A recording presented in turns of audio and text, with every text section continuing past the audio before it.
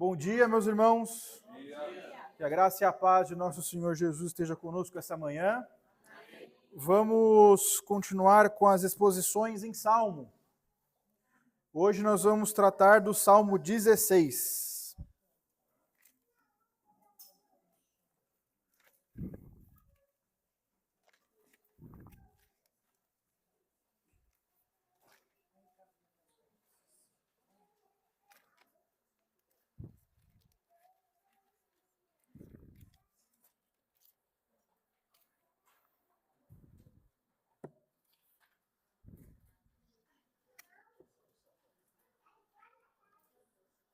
Salmo 16.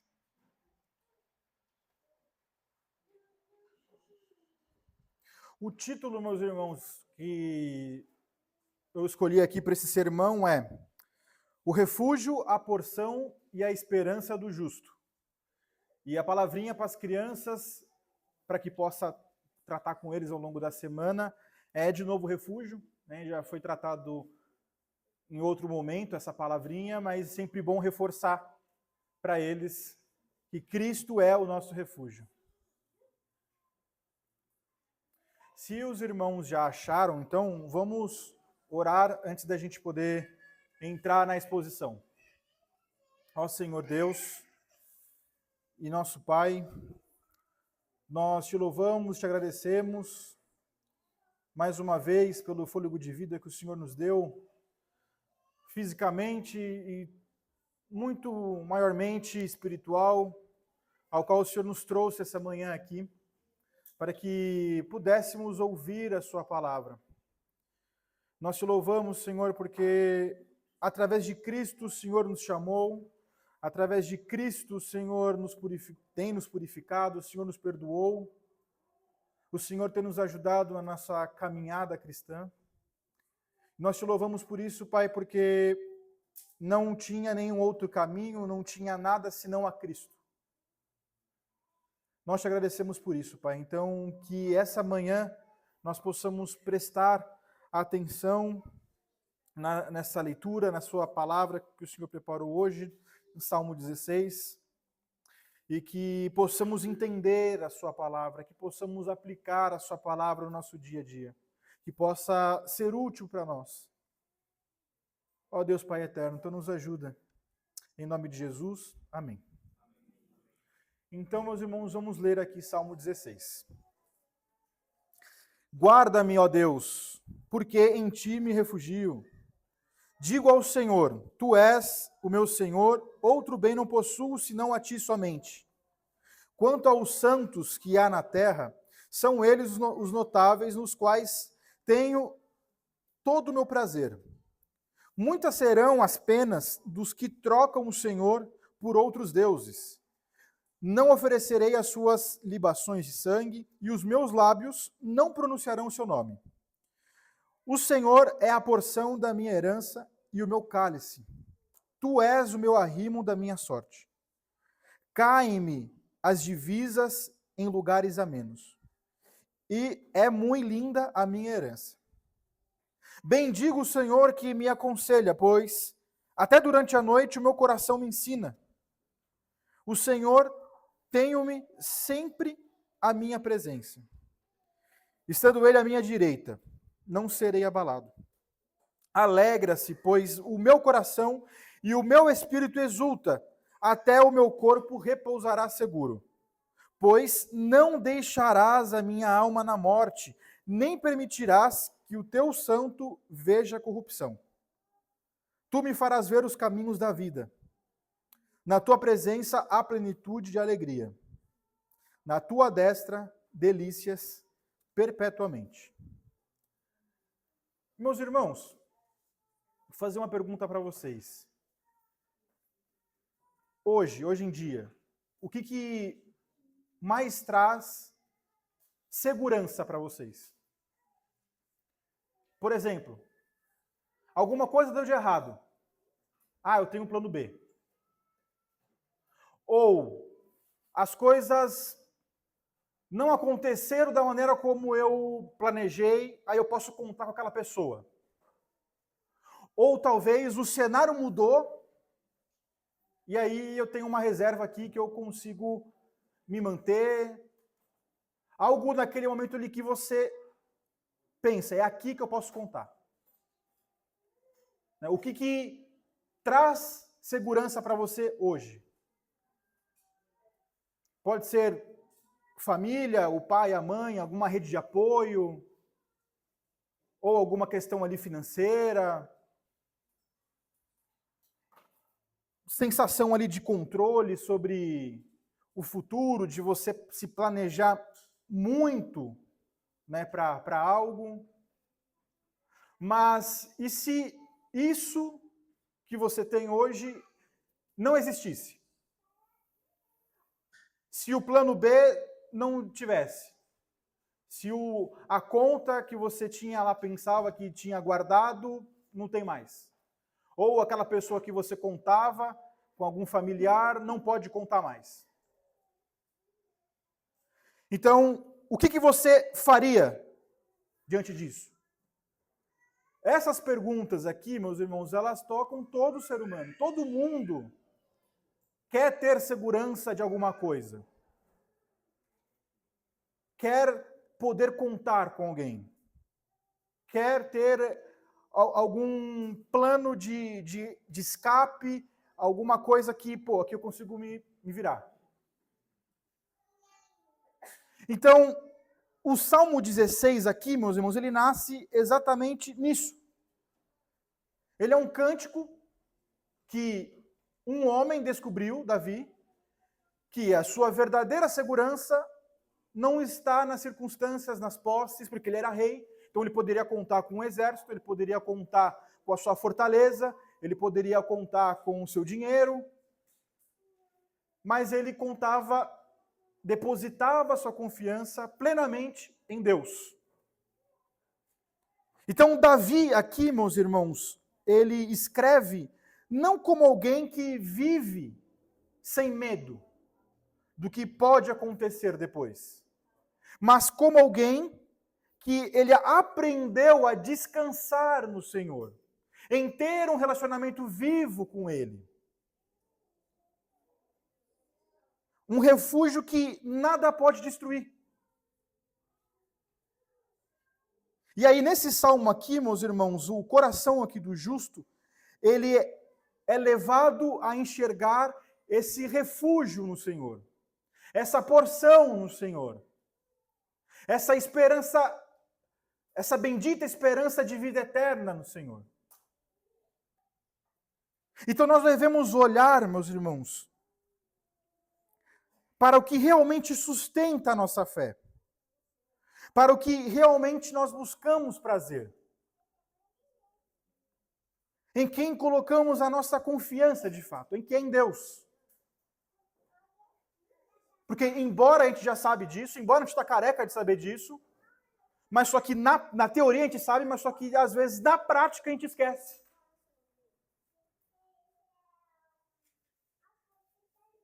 Então, esse salmo aqui, Deus, através desse salmo, ele nos ensina que nós devemos abandonar a nossa segurança frágil que nós criamos.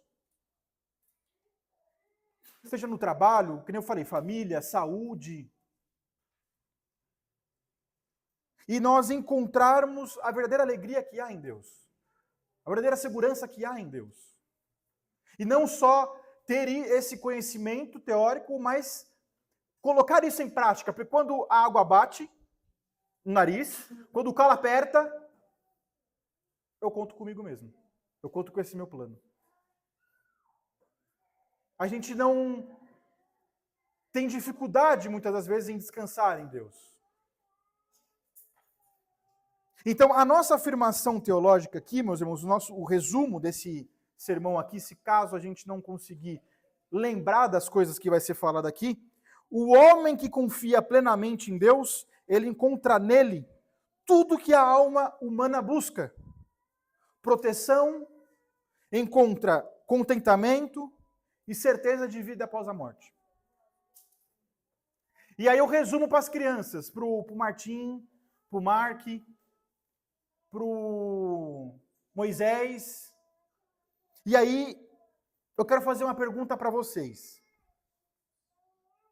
Então, quem levantar a mão vai ganhar. Quem levantar a mão primeiro vai ganhar. Você vai levantar a mão primeiro? Não, mas nem fiz a pergunta. Mas vai, então preste atenção. Cadê o Moisés? Vou perguntar, hein? Quem levantar a mão ganha. Vou perguntar. 1, 2, 3. Quem é que gosta de música? Ó, o Moisés levantou primeiro? Você vacilou. Não, brincadeira, você também ganhou. Não fica triste. Levantou junto. É isso aí. Então presta atenção. Já que vocês gostam de música, Davi, ele fez essa música aqui. E o que Davi ele fala na música? Ele vai falar que Deus é o seu esconderijo. Sabe quando você está com medo? E aí você corre para o papai e para a mamãe para ter proteção? Basicamente é isso que ele escreve aqui. Quando ele está com medo. Davi, ele sabia que ele poderia confiar em Deus, mesmo quando ele estivesse com medo, porque Deus iria proteger ele. Entendeu? Então, Deus, ele cuida da gente, ele não nos abandona. Davi também aqui, ô Martim, ele vai falar o quê? Que Deus enche o coração dele de alegria. Ouviu, Moisés? E que estar com Deus é a melhor coisa do mundo que ele poderia ter. Então, o Mark, e ele sabia que, mesmo quando Davi ele ficasse velhinho, de cabelo branco, ele iria morrer certamente, né? Mas ele sabia que mesmo que ele ficasse velho, cabelinho branco e morresse, Deus ia fazer ele viver para sempre. Então ele tinha essa confiança em Deus. Então, o que esse salmo aqui, depois que você pode ler em casa, o que ele nos ensina? Ele ensina que se nós amarmos a Jesus Cristo e se nós confiarmos em Jesus Cristo, Ele é o nosso esconderijo. Ele é o que faz a gente ficar alegre. E Ele é a nossa esperança de viver para sempre. Então, a gente vai ver isso aqui, esse movimento, em 3 movimentos desse salmo. Que Deus é o refúgio do justo, dos versículos 1 a 4. Deus é a porção do justo, dos versículos 5 a 8. E Deus é a esperança eterna do justo, dos versículos 9 a 11. Então, vamos estudar aqui essa primeira parte. Guarda-me, ó Deus, porque em ti me refugio. Digo ao Senhor, tu és o meu Senhor, outro bem não possuo senão a ti somente. Quanto aos santos que há na terra, são eles os notáveis, nos quais tenho medo, tenho todo o meu prazer. Muitas serão as penas dos que trocam o Senhor por outros deuses. Não oferecerei as suas libações de sangue, e os meus lábios não pronunciarão o seu nome. Então, esse salmo aqui começa com Davi fazendo esse clamor, essa súplica, né? Guarda-me, ó Deus, porque em ti me refugio. Essa súplica aqui, meus irmãos, diante de tudo que Davi tinha, revela essa total dependência que ele tinha em Deus. De que o Senhor é quem guardava ele. Era o Senhor, ele não buscava proteção no seu exército. Ele não buscava proteção no seu, não ia falar castelo, né, mas no seu palácio, na sua fortaleza que ele tinha, nos seus homens, nos seus empregados, enfim. Ele buscava somente em Deus. Então, ele reconhece que a segurança que ele tinha não estava nessas circunstâncias, nessas coisas, mas em Deus. Como nós já vimos isso em outros salmos, que ele expressa isso nos salmos anteriores. Refugiar-se aqui, meus irmãos, em Deus, é mais do que pedir uma ajuda. É de fato lançar-se nos braços de Deus e ser totalmente dependente dele. Que ele é o abrigo para qualquer situação. E aí no verso 2, Davi ele continua, ele se expressa, né? Da seguinte forma: digo ao Senhor, tu és o meu Senhor, outro bem não possuo senão a ti somente. Então, aqui ele reconhece que toda essa bondade, essa alegria que ele tinha, tudo isso, essa satisfação, estão em Deus. Ele entende que nada no mundo pode, que nem acho que o Léo falou, pode comprar essa comunhão que ele tinha com Deus, com o Senhor. Então essa declaração aqui, meus irmãos, mostra um coração que não busca a Deus somente por livramento. A gente vê aqui que Davi ele se expressa muito nos Salmos quando ele estava entre a vida e a morte, quando estavam perseguindo ele, mas também ele faz salmos de ação de graças ao Senhor. Então ele não busca somente por livramento, meus irmãos, quando, como eu falei, quando o calo aperta. Mas ele também busca como o Senhor é o meu tesouro.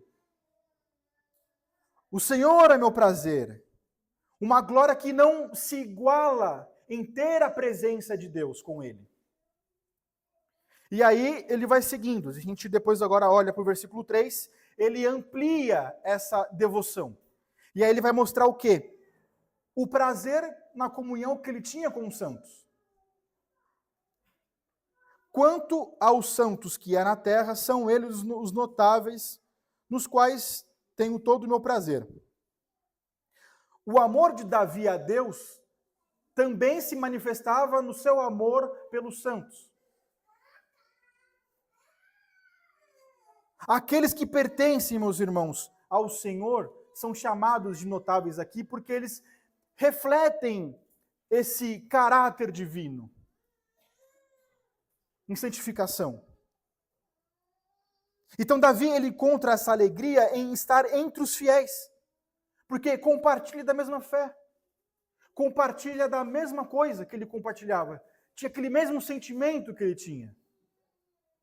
Então, a verdadeira piedade sempre leva, meus irmãos, o justo a valorizar essa comunhão.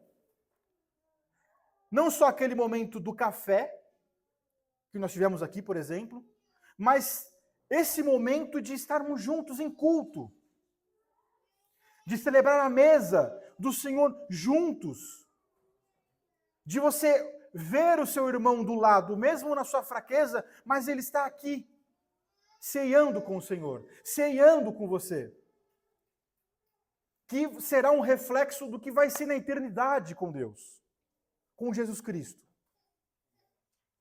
E aí existe um contraste no versículo 4, que Davi mostra o perigo e a tolice da idolatria. E aí ele vai falar assim: muitos serão as penas dos que trocam o Senhor por outros deuses. Não oferecerei as suas libações de sangue, e os meus lábios não pronunciarão os seus nomes.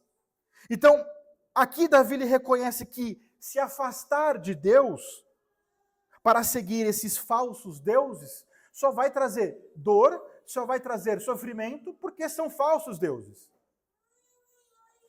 São ídolos que só vai encontrar sofrimento e vazio. Porque fora, meus irmãos, de Deus, não existe segurança, não existe prazer, não existe alegria verdadeira mesmo, plena. E aí Davi, então, ele rejeita completamente qualquer forma de adoração falsa, que nem ele fala aqui. A sua devoção, Davi demonstra que era uma devoção exclusiva a Deus. Era somente a Deus. E aí ele se expressa muito bem aqui, de maneira clara, que ele não iria pronunciar nem com seus lábios o nome desses deuses. Não ia confessar esses deuses. Como um sinal de um repúdio total a essa idolatria que tinha. E aí, meus irmãos, então, resumidamente aqui, nesses primeiros versículos, Davi, ele confia que Deus é o seu refúgio. Ele encontra nele esse bem supremo, ele ama o povo de Deus, de estar junto com eles. Então, a vida do justo, segundo Davi, começa nessa convicção de que Deus é o único abrigo. Deus é o único bem verdadeiro. Deus é o único digno de ser louvado, de ser adorado. E aí, meus irmãos, nessa primeira parte aqui desse salmo aqui, se a gente olhar com bastante cuidado, esse salmo, ele nos convida a olhar para o Evangelho e também a olhar para nós mesmos. Porque ele começa falando que o justo se refugia em Deus. E isso aponta diretamente para Cristo, porque Cristo é o verdadeiro refúgio do pecador, de nós mesmos. No Evangelho, meus irmãos, o que nós vemos? Que Jesus é aquele em que nós podemos nos esconder. Não somente quando a gente procura por um socorro temporário, mas por entregar a nossa vida a Ele. Por colocar os nossos olhos a Ele em devoção, em todos os momentos. Então a confiança de Davi aqui, meus irmãos, prefigura essa fé cristã de que reconhece que não há outro bem, não há outra pessoa a quem nós possamos confiar. Então, refugiar-se, meus irmãos, em Deus, sob a luz de Cristo, é abandonar essa autossuficiência, que nem o Léo se expressou aqui. Abandonar essa autojustiça, admitir essa própria fragilidade, a nossa vulnerabilidade,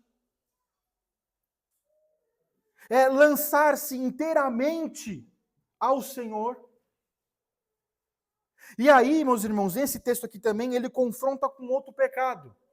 Quando Davi ele vai dizer aqui, né, que muitos multiplicam suas dores porque eles buscam outros deuses.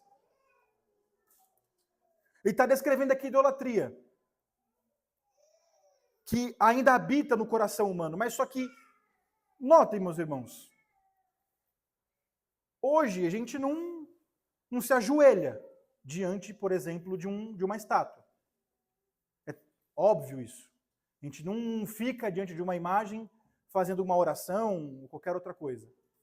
Mas só que existem idolatrias, estátuas que a gente cria no nosso coração que não é uma estátua.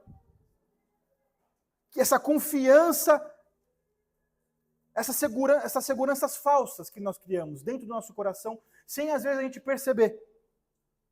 Às vezes é o dinheiro, às vezes é o poder, às vezes é o prazer, às vezes é a própria imagem, às vezes é o relacionamento, às vezes é o reconhecimento. Então, tudo isso não tem, de fato, uma estátua, uma imagem, mas está no nosso coração. Desviando, meus irmãos, a nossa atenção de Cristo. Então, o Evangelho, meus irmãos, nos chama a gente se arrepender diante dessas coisas. E não apenas se arrepender de comportamentos externos que a gente faz, mas disso, do nosso coração, que muitas das vezes o nosso irmão não sabe. A gente esconde. Às vezes esconde do Léo, às vezes esconde do André, às vezes esconde do cônjuge, dos filhos, mas está ali dentro do coração. Mas do pecado de amar qualquer coisa mais do que a Deus.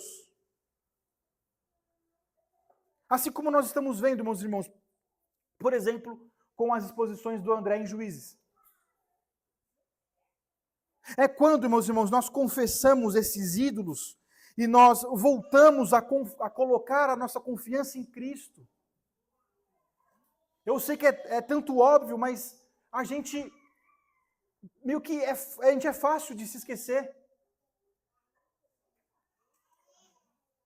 E aí nós encontrarmos novamente esse descanso que existe no Senhor plenamente. Davi também ele vai declarar o quê? Outro bem não possuo, senão a ti somente. Essa verdade ela ganha plenitude no Evangelho. Porque Jesus é o nosso bem supremo. Fora dele, tudo perde o seu valor. E nele se encontra valor. Encontra sentido.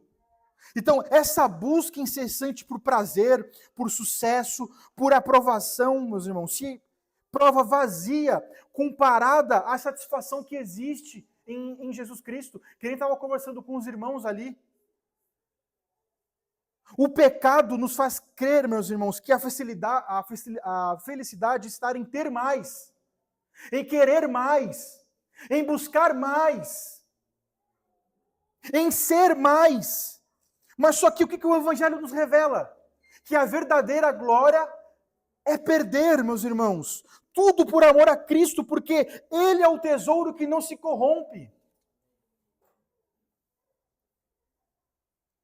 Além disso, meus irmãos, Davi, ele vai falar que ele encontra prazer nos santos, de estar junto, né, em comunhão. Isso aqui revela a marca do cristão. Aquele que ama a Deus, ama estar com seus irmãos em comunhão. Não existe essa história de Cristo sim, igreja não. Quando eu falo de igreja, né, é bem óbvio, não estou falando de parede, mas estou falando de pessoas, da gente, de estar aqui. O pecado nos faz a gente se isolar da comunhão com os irmãos. Nós nos tornamos críticos demais, orgulhosos demais. E aí a gente fica indiferente à comunhão. E aí, eu já conversando com a pessoa, algumas, né? Não uma. E aí, o que eu ouvia delas? Ah, não, mas lá só tem hipócrita. Mas lá só tem invejoso. Mas lá só tem fofoqueiro. Mas só que, é que eu também, na época, eu não falei para a pessoa também, né? Mas a pessoa, ela não olha que Deus aceitou ela dessa maneira também. Ela também é fofoqueira, ela também é, aqui não é o perfeito, a perfeição. Porque nós somos pecadores ainda. Nós falhamos ainda. É óbvio que não deve ser algo recorrente, mas a gente ainda falha, mas a igreja é composta por pecadores. Então vai existir, de fato, atritos aqui. A gente não foi glorificado ainda. Onde o pecado, a gente vai viver onde não tem o pecado. No nosso corpo. E aí, a gente está agora, nesse momento, gradualmente sendo santificado. E a pessoa fala isso porque o pecado, ela não consegue enxergar o pecado que está no coração dela e se torna crítico demais. E não consegue olhar para o pecado para o próprio coração. O Evangelho, meus irmãos, restaura essa comunhão ao nos lembrar que nós somos resgatados, que Deus nos lavou, que Deus nos chamou no lamaçal. Ele nos tirou do lamaçal e nos limpou. E continua nos limpando, porque aí de vez em quando a gente escorrega ainda na lama. Amar os santos, meus irmãos, é amar o Cristo neles. E quando o salmista aqui, Davi, meus irmãos, ele rejeita até mencionar o nome desses ídolos aqui que ele fala aqui no texto, ele mostra esse zelo santo que o Evangelho produz. Que recusa dar espaço ao pecado.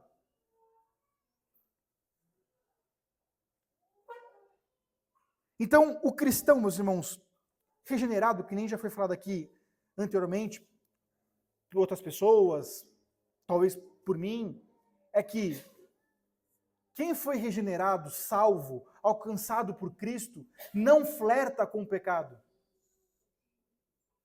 Não equilibra pecado e vida cristã. Ou é tudo ou nada. Não suaviza o pecado. Renuncia tudo por amor a Cristo. E aí, meus irmãos, aplicar esse texto aqui à nossa vida cristã é reconhecer que somente em Cristo nós encontramos esse verdadeiro refúgio, assim como Davi encontrava em Deus. Esse bem supremo, essa alegria. O Evangelho nos chama a habitar em Cristo e a depender somente dele. Então, meus irmãos, a idolatria do nosso coração precisa ser confessada e nos arrepender e nos lançar em Cristo Jesus. E aí nós vamos agora para o segundo ponto, que nos conecta como Deus é a porção do justo, dos versículos 5 a 8. O Senhor é a porção da minha herança e o meu cálice. Tu és o meu arrimo da minha sorte. Caem-me as divisas em lugares amenos, e muito linda é a minha herança. Bendigo o Senhor que me aconselha, pois até durante a noite o meu coração me ensina. O Senhor tenho-me sempre à minha presença. Estando Ele à minha direita, não serei abalado. Então, nesses versículos aqui que nós vimos, dos versículos 5 até o 8, Davi, ele aprofunda ainda mais essa confissão de fé que ele tinha. E aí ele declara que, além de Deus ser o refúgio dele, Deus também é a porção dele. E aí ele vai dizer, né? O Senhor é a minha porção,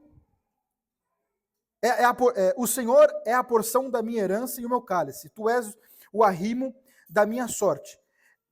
Essa linguagem aqui, meus irmãos, reflete muito aquela questão da separação das tribos, que cada um ganhou a sua herança. Então, cada um ganhou a sua parte na terra. E aqui o que ele está falando, que a herança dele não se trata do material, do bem em si, mas de que a sua herança é Deus. É o Senhor. Então, enquanto muitos, meus irmãos, eles se satisfazem com esses bens terrenos, ele encontra a sua verdadeira riqueza em Deus. Então, chamar o Senhor de sua porção é reconhecer que Ele é suficiente para a sua vida, que Davi se declarava a Deus.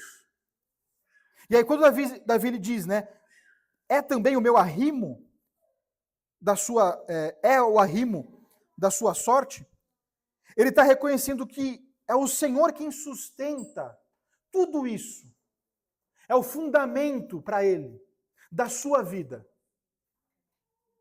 Então, não é apenas, meus irmãos, reconhecer Deus como herança, mas é reconhecer que Deus é o seu sustentador. Então, a imagem aqui de cálice também, meus irmãos, aponta para essa porção de bênçãos que Deus concede àqueles que confiam nele.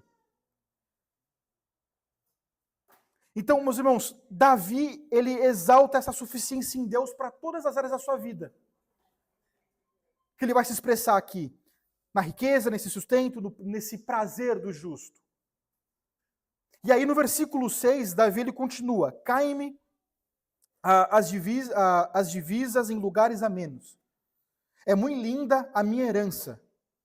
Então, ele contempla essa herança que ele tinha em Deus, e que ele possuía em Deus, e ele se alegra com elas. E aí, essas divisas, aqui ele fala as divisas, ou limites, aqui representam essas fronteiras do que ele tinha ali, do seu reino. E ele reconhece que elas caíam em lugares agradáveis, ou seja, em uma porção perfeita que Deus tinha preparado para ele. Então, esse reconhecimento, meus irmãos, não vem da prosperidade material, embora ele tinha tudo isso que Deus concedeu a ele. Mas dessa percepção espiritual de que ele tinha Deus como herança. Deus que sustentava tudo isso. Então, enquanto, meus irmãos, o coração dos ímpios, eles se voltam para essas conquistas visíveis, pelo seu exército, pelos seus feitos, pelo seu reconhecimento diante da sua comunidade, Davi, ele enxergava a beleza na sua herança, que era Deus, porque tudo estava nas mãos de Deus. Estavam sendo sustentados por Deus.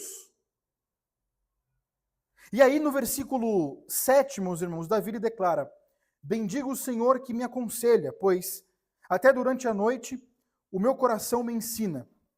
Então aqui ele reconhece que a comunhão do Senhor não era apenas uma fonte de alegria, mas era uma fonte também de que o Senhor guiava ele. Davi buscava o Senhor, o seu conselho para as coisas que ele fazia. Os irmãos vão lembrar, se os irmãos lerem lá Samuel, por exemplo, vai ver muitas das vezes ele buscava o profeta ali, a direção do Senhor, porque o profeta era a voz do Senhor ali, naquele momento, naquela época, para se ele ia para a guerra ou não, se ele ia ganhar aquela guerra, o que deveria fazer. Mas também, então ele buscava essa sabedoria, essa direção de Deus. Deus que é a sua porção é também o seu guia, era isso que ele declarava. Então Davi, ele bendiz o Senhor porque ele experimenta essa orientação constante, até mesmo dormindo. Conduzindo ele nesse caminho. Então ele se expressa, meus irmãos, ele revela essa intimidade espiritual, enquanto a sua mente e o seu coração estavam cheios de Deus. E aí, finalmente, a gente chega no versículo 8 e Davi afirma: tenho posto o Senhor continuamente diante de mim. Por isso, versículo 8. O Senhor tem-me sempre à minha presença. Estando ele à minha direita, não serei abalado.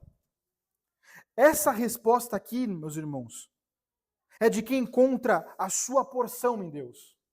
De que ele não será abalado, independente de qualquer coisa que aconteça, que nós vemos aqui diversas vezes, mesmo que ele passava por vida ou morte, ele não era abalado porque ele confiava em Deus. Os irmãos vão lembrar, ele começava aqui os salmos em desespero, vamos dizer assim, pedindo socorro, ajuda a Deus, mas só que ele termina o salmo em confiança,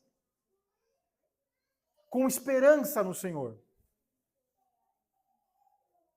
Então ele colocava tudo isso em Deus. Davi, então, ele mostra essa firmeza porque ele sabe que Deus está à sua direita, e a direita aqui que nós já vimos outras vezes, expressa essa apoio, expressa proteção, expressa força. Então ele tinha Deus como o seu ajudador, como a sua força, sua fortaleza em tudo. E aí, meus irmãos, nós vamos para o terceiro ponto, que é Deus é a esperança eterna do justo. Dos versículos 9 a 11. Alegra-se, pois, o meu coração e o meu espírito exulta, até que o meu corpo repousará seguro. Pois não deixará a minha alma na morte, nem permitirás o teu santo veja corrupção. Tu me farás ver os caminhos da vida. Na tua presença a plenitude de alegria, na tua destra delícias perpetuamente. Então aqui, nesses versículos, Davi, ele chega no ponto mais elevado da sua confissão. Ele vai da sua declaração de fé. Então ele revela essa profundidade de confiança em Deus. Depois dele reconhecer, que nós vimos até aqui, que o Senhor é o seu refúgio, que o Senhor é a sua porção, agora ele reconhece que o Senhor é a sua esperança de vida. E aí nesse trecho aqui, meus irmãos, Davi, ele expressa essa confiança plena porque No Antigo Testamento, naquela cultura hebraica e também naquelas outras culturas do Oriente Próximo, eles não possuíam, principalmente os hebreus, né? Eles não possuíam essa revelação clara da vida após a morte que nós temos hoje, sob a luz do Novo Testamento que eles tinham, que nós temos. Então, o que nós vimos aqui, essa revelação, ela foi progressiva. Deus foi se revelando através de alianças, mostrando Cristo, através de sombras e tipos, através dessas alianças. Então, meus irmãos, eles criam com base nessas alianças conforme Deus ia revelando o Messias. Então, a fé de Davi, meus irmãos, e também desses outros crentes do Antigo Testamento, em um livramento físico, porque o sentido imediato aqui é físico, o livramento que ele cria. Era com base nessas promessas, era com base nessas alianças. Então, por exemplo, na antiga aliança, na aliança mosaica, qual que era a promessa? Era de que a obediência a Deus garantia essas bênçãos. A obediência a Deus garantia proteção. A obediência a Deus garantia essa prosperidade, mas, obviamente, não garantia essa imortalidade de vida. Então, por exemplo, na aliança davídica, com Davi mesmo. O que Deus tinha prometido a Davi? A promessa de perpetuidade da sua linhagem real, dos seus descendentes. Ou seja, que Deus cuidaria dele e dos seus descendentes. Isso incluía essa proteção nessa vida aqui, terrena. Então, quando ele fala, meus irmãos, não deixarás a minha alma na morte, o sentido imediato para Davi era esse livramento de morte física mesmo. Não está falando de vida eterna aqui. E dessa preservação de comunhão com Deus. Então, ele faz essa expressão demonstrando a sua esperança baseada nessas alianças que eles criam. É óbvio, meus irmãos, que essa esperança aqui que eles tinham era, que nem eu falei, uma esperança embrionária ainda. Não era totalmente desenvolvida. Ele cria que Deus é fiel, Deus sendo fiel, não iria permitir que ele morresse, mas que, de alguma forma, ele não entendia como, Deus iria fazer ele reviver. Que ele não viria corrupção. Então, quando ele fala aqui, né, de repousar seguro, de não ver corrupção, da maneira de Davi que ele escreveu, que ele se expressou, ele manifesta essa confiança na vitória que Deus tinha sobre o poder da morte. Que a pessoa morria, iria se decompor. Então, meus irmãos, ele não conseguia compreender isso. E aí, a gente vê que é o Espírito Santo conduzindo Davi a escrever essas coisas aqui, obviamente aplicando coisas de imediato para ele, mas coisas que se cumpririam plenamente em Cristo. Porque isso aqui aponta para Cristo. A palavra morte aqui, meus irmãos, que nós vimos aqui, em algumas versões está como Sheol. Em outras está como morte, em outras está como túmulo, sepultura, enfim. Essa palavra aqui em hebraico, Sheol, meus irmãos, ela aparece muito frequentemente na literatura poética, na literatura sapiencial, nesses livros, que é Jó, que é Provérbios, Salmo, Cantares de Salomão. Então, nesse contexto aqui, meus irmãos, do hebraico antigo, que nem eu falei, dessas culturas do Oriente Próximo, Sheol era entendido como o reino dos mortos. Como sepultura mesmo, um lugar que todo mundo que morria, seja justo ou ímpio, iria para aquele lugar ali. Então não se tratava ainda de céu e de inferno que nós entendemos hoje. Mas era uma condição, meus irmãos, que existia, que eles criam ali, uma condição meio que sombria, uma condição silenciosa. A gente vai ver isso, por exemplo, em Eclesiastes, se eu não me engano, que fala, né, quem morre não tem a possibilidade de, isso com as minhas palavras, né, não tem a possibilidade de louvar a Deus. Então, meus irmãos, era um estado intermediário de consciência que eles acreditavam, que ainda não, para eles não existia um céu ou inferno. Então, Sheol, meus irmãos, não era, porque, como eu falei, em algumas versões vai ter inferno ali. Não é no sentido pleno de inferno, que é o Gehenna, que Jesus Cristo fala, do lago de enxofre. Mas sim, um lugar que todo mundo ia. O mundo dos mortos só. E aí, no versículo 10, ele aprofunda ainda mais essa esperança. Nem permitirás que o teu santo veja corrupção. A palavra aqui, teu santo, que na minha versão está em letra maiúscula, significa literalmente uma pessoa piedosa, uma pessoa fiel, uma pessoa leal.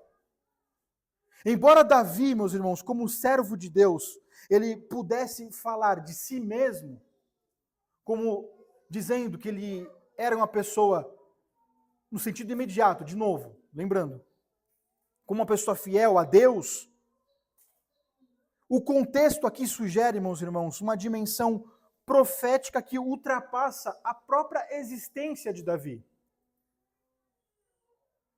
Então, o corpo de Davi, meus irmãos, ele morreu, sofreu corrupção na sepultura, entrou em decomposição, ele não escapou da morte física, e é por isso que esse salmo aqui, esses versículos, o versículo 10, por exemplo, ele aponta para aquele santo que não iria se decompor, que não iria ficar morto, não iria morrer e ficar ali, mas iria ressuscitar.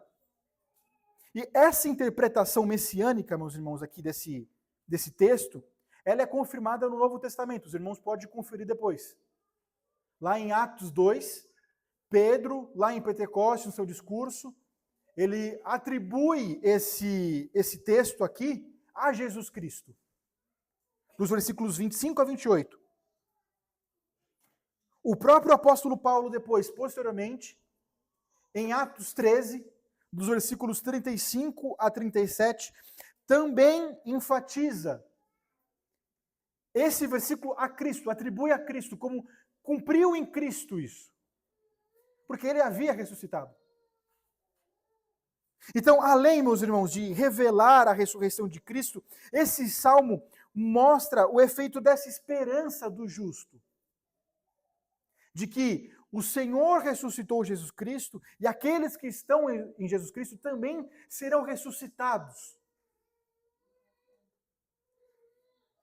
E aí, meus irmãos, Davi declara, né, que o seu coração se alegra e seu espírito exulta, porque a certeza da vida eterna transforma essa maneira dele encarar a realidade da morte. E aí o seu corpo repousa seguro. Ou seja, refletindo essa confiança no Senhor mais uma vez. E aí no versículo 11 ele conclui. Esta esperança eterna nessa promessa. Tu me farás ver os caminhos da vida. Na tua presença, a plenitude de alegria. Na tua destra, delícias perpetuamente. Então, indo, meus irmãos, para a aplicação e considerações finais aqui.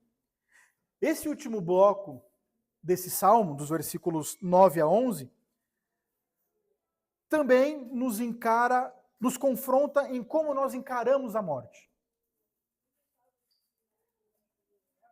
Essa finitude da vida, essa segurança de querer buscar coisas, de depositar a segurança nessas coisas.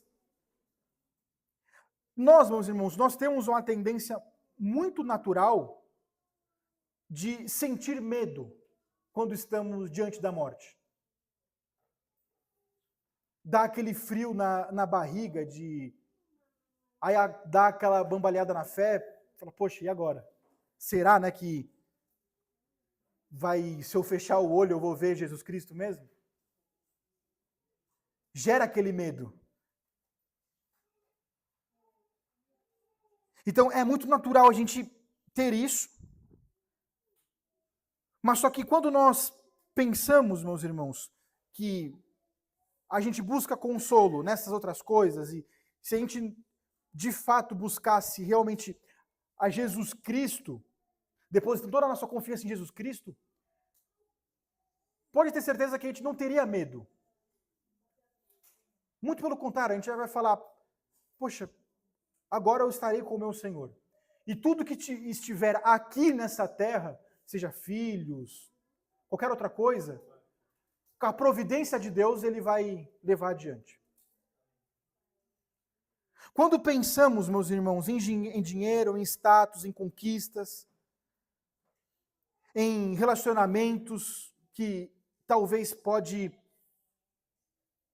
ter algum controle sobre a morte, por exemplo,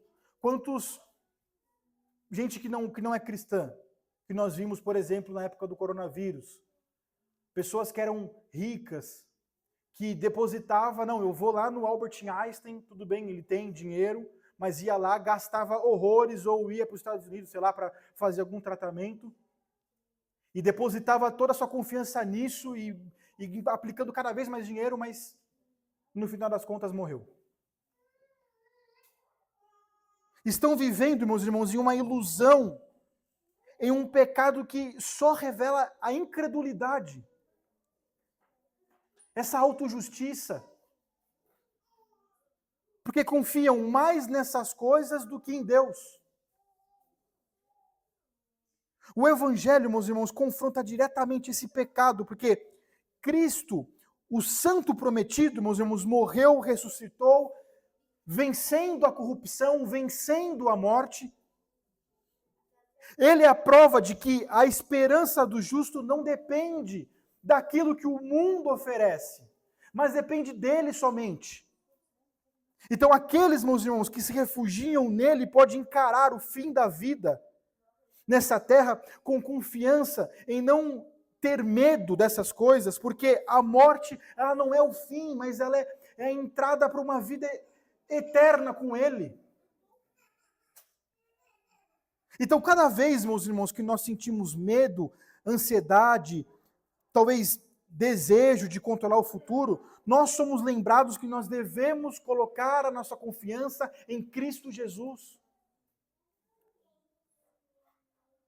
Na prática, meus irmãos, é aprender a olhar para a morte e para a vida sob os olhos do Evangelho. O que isso significa? Meditar diariamente o que Cristo fez por você na cruz. Lembrar que ele venceu a morte por nós e que nenhum pecado, nenhuma falha, nenhum obstáculo, nenhuma vergonha, meus irmãos, vai separar da esperança que nós temos nele. E aí, os Romanos 8 se cumprem em nossa vida. Quem nos separará do amor de Cristo?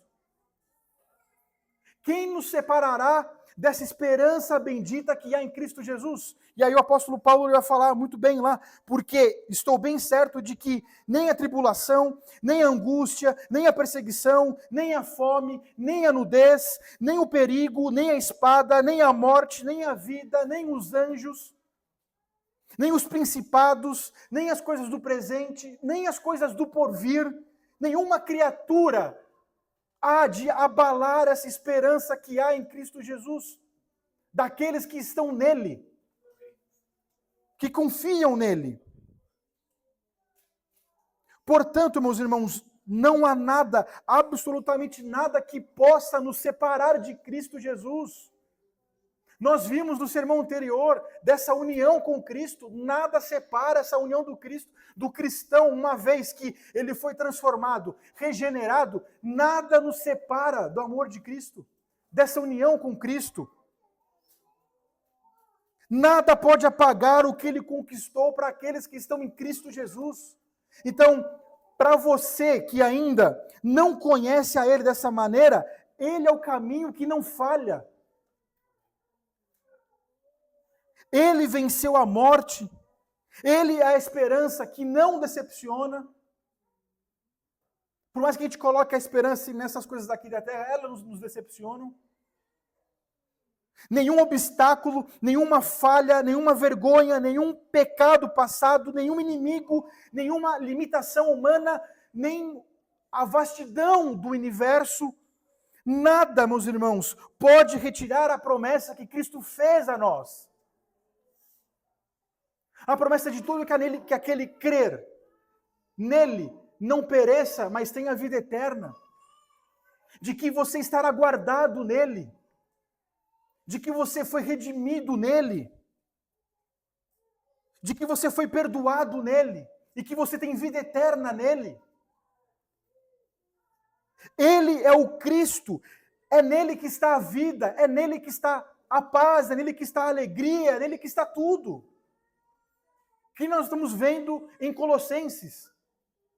A suficiência de Cristo em tudo. Então, ninguém pode tirar isso de nós. Então, quando pensamentos, irmãos, de medo, de desânimo surgirem, nós devemos confessar a nossa incredulidade, entregando a nossa própria alma, de fato, a Jesus Cristo.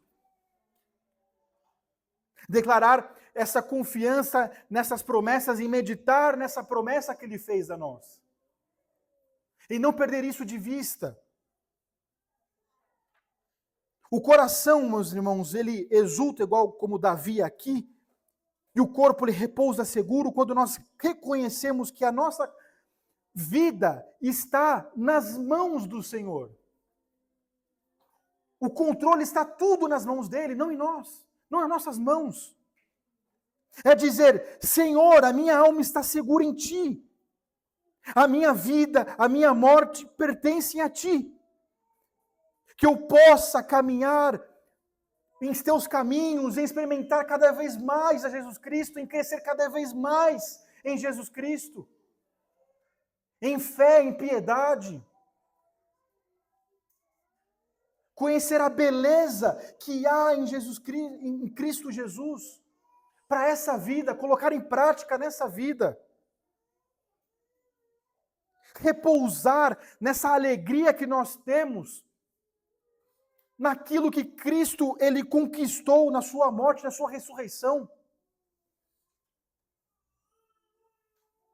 Essa esperança, meus irmãos, ela muda profundamente como que nós lidamos com perdas, com os obstáculos, com esses desafios, com os sofrimentos, com as provações, porque nós sabemos que esse santo prometido aqui, desse salmo, ele venceu a morte. E nós aprendemos a enxergar essa dificuldade com a luz da eternidade, com a luz de olhar para as coisas do alto.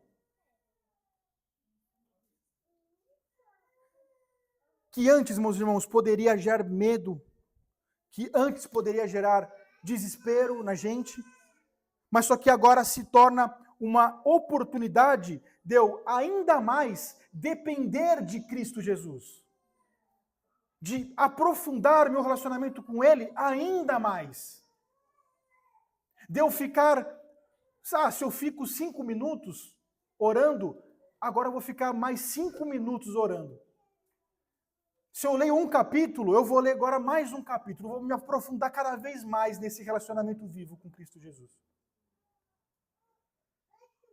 Então, meus irmãos, que nós nos acheguemos a essa mesa aqui do Senhor, que o Léo ou o André vai administrar, com essa certeza de que Deus e o Senhor Jesus Cristo é o nosso refúgio, é a nossa porção, que Ele é a esperança da nossa vida eterna. E que sempre possamos meditar nessas coisas, quando nós estivermos diante dessas dificuldades. Que o Senhor nos abençoe essa manhã mais uma vez, meus irmãos.